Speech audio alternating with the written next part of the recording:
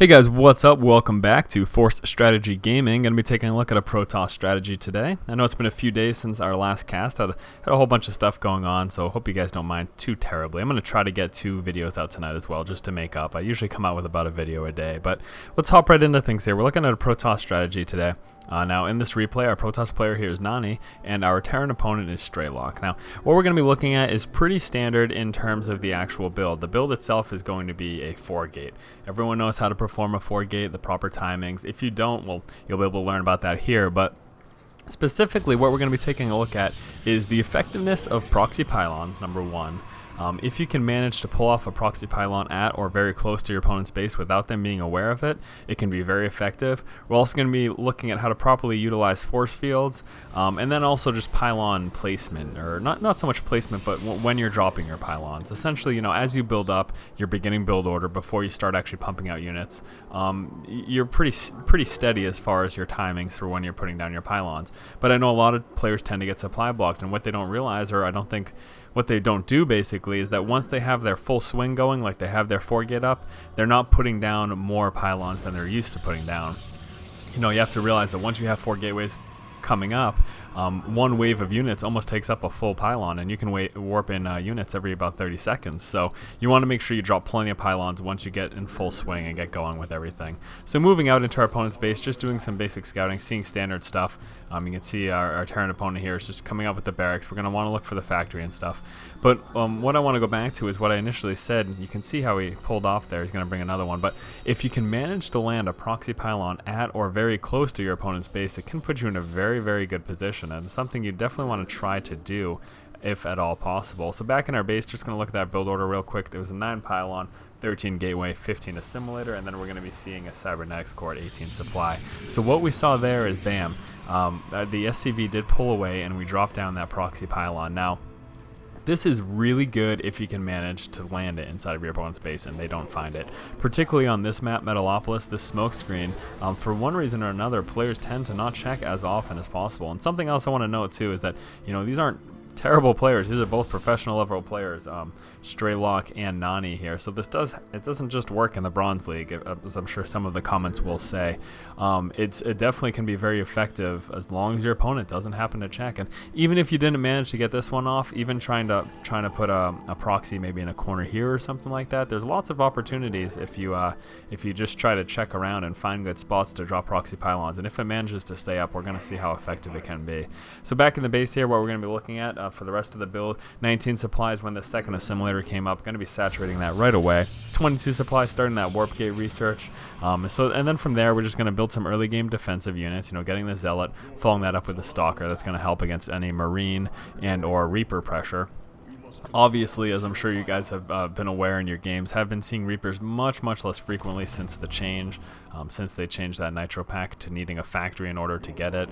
So because of that, it's not as prevalent. But don't think for any moment that you can just stop making early game Stalkers, because it's going to happen that one game occurs, and there you go, there's a Reaper right there. So it's going to happen that one game occurs where you just get a Zealot early on, you neglect the Stalker, and then you get a Reaper in your base picking off your probes, and you won't be able to catch it without that Stalker, even without that speed upgrade. So keeping the Stalker in the base here just in case to defend against that. So these other 3 gateways are coming down right now. We saw those at 27 and 27 respectively, and then 28 was that 4th gateway there. So basically at this point, what we're doing, there's that Reaper. Gotta try to catch him, try to get that Stalker up there very quickly. But very standard build. You know, we just see a 4 warp gate. Very standard, nothing fancy, nothing really unorthodox. It's a very solid, very strong build for Protoss against Terran. It works very well. And this is obviously a deviation from if you were to go for like a 2 or 3 gate robo, but the big thing with a 4-gate build is that it allows you to put a lot of pressure on early in the game. And as you can see here, you know, having this proxy pylon in his base, that's what really sways the decision to go for that 4-gate instead of that 2 or 3 gate robo. Because since we've noticed that this has been in here and he hasn't touched it, we realize if we get that 4th gateway and we can just warp in a few waves of units inside of the base, then we'll be good. And here's that pylon timing I was talking about. You can see 3 pylons coming down right now. Now the reason is, now that we have these 4 warp gates up, our production is going to go up drastically compared to what it used to be. So you don't want to just drop 1 pylon every minute or so. You want to put down a bunch just to make up for that, and that's exactly what we're doing here. So we're seeing that 4-gate, very standard build. taking advantage of this Proxy Pylon. Again, very strong players, both of these guys. Just happens, you know, not every game. Players don't check their corners of their base every game, and if you can manage to do this, then you're going to be in a really strong spot. So, you know, going to be just warping in another wave of units, and then once we finally get some of these sentries in and get some energy up, we're going to be looking at how to properly use that force field ability to prevent your opponent from doing anything. We see this quick expansion here. We see that he has his forces down here, and the goal basically is going to be to get our sentries up front, force field the ramp to prevent reinforcements. Now he realizes what's going on. He's got forces inside. As soon as he tries to reinforce and as soon as he tries to pull away with these SCVs, we're going to want to keep those force fields down. It's going to keep his Marines away from us. So a big threat at this point would be, okay, I'd have to worry about him pushing on my ramp. You can see another force field going there. But are you worried about a counterattack? Yeah, I suppose. But at the same time, realize you can warp in a sentry or two and keep them out and delay them much longer. And by the time they actually start to push in and do any damage, you would have taken out most of their base as is. So you should be in a really strong spot going for something like this. Just make sure you keep an eye on the ramp. Keep those force fields going down. And yeah, that should pretty much be it. You can see just the amount of damage we're doing here. I'm going to want to continue to try to work on your econ, try to econ up. Also going to be chrono boosting these warp gates. What that's going to do is it reduces the cooldown there, so it's going to allow us to warp in some units a little bit quicker. Some more stalkers here, still force fielding the ramp whenever necessary. Now again, that big threat, the big thing we're worried about is a counterattack, and that is exactly, you can see right here, Nani warped in the sentry. That is exactly what that's for. If he tries to push out with a counterattack, we're just going to drop that force field, then warp in another one or two more.